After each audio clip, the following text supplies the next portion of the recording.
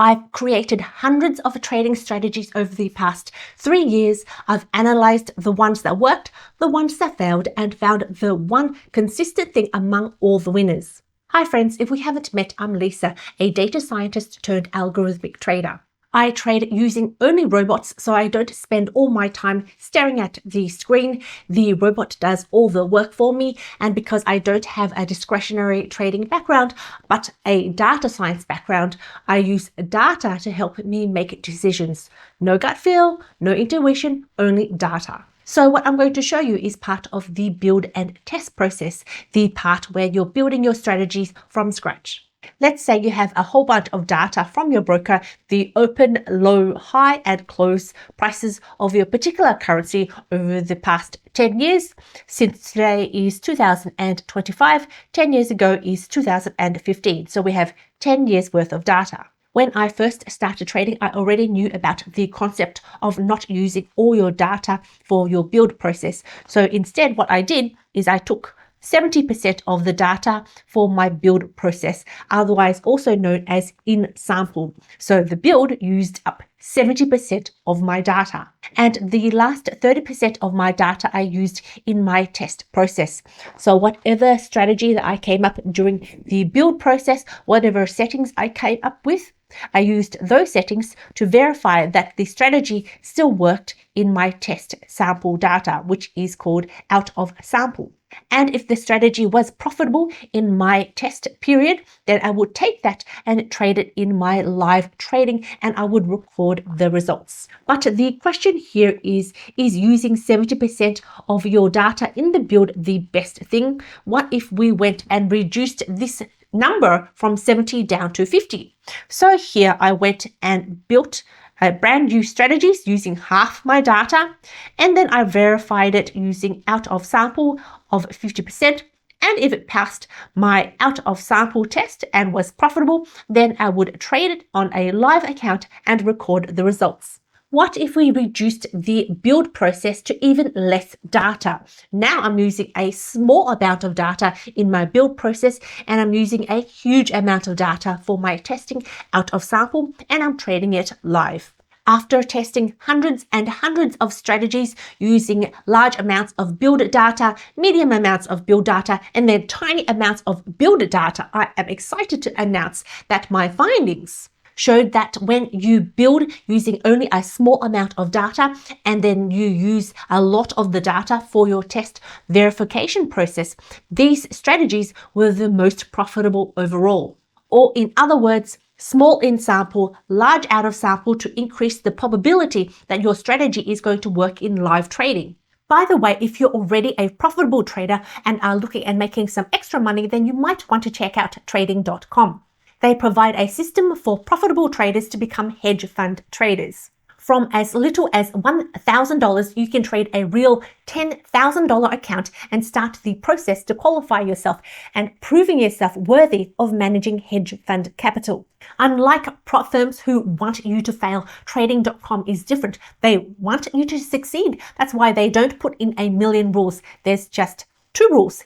The max drawdown is 10% and the profit target is 20%. When you reach the profit target, you qualify for the next stage, pass all 5 stages, and that's where you could get access to hedge fund capital. So from $1,000, your total payouts just for the qualification process, if you add up all these numbers, could be $40,000. And then when you're trading hedge fund capital, who knows? Thanks trading.com for sponsoring this video, and the link will be at the bottom.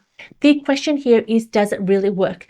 Does having a small build step and a large test step really work? Here is my test account. This account has been running for 126 days. It started off at $1,000 and it has been slowly creeping up and up over the past few months. This is a real account, so you know that there's commissions, slippage, and swaps, and you can see from the list of currency pairs that I trade a lot of different strategies, a lot of different currency pairs on this test account. Now, the strategy pool is not my full live account. It is the step after my build and test phase where I test my strategies and double check that I've tested everything okay. This is where I make my mistakes before I put the strategies that pass all my checks on a full risk account. I do put real money and risk real money on my test account, so it is a live account, because I found after lots and lots of testing, the difference between a live account and a demo account can be quite big, and I found trading demo pretty much a waste of time. But this is not financial advice. It is a loss of a few $100s that I can take on personally to make sure that my testing process is really robust and thorough. In my test account, I'm expecting some of the strategies to be really, really good.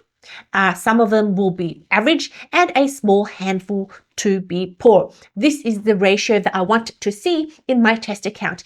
If, however, I saw a lot of poor strategies and only one strategy that was good, that will tell me that my process overall is not that robust.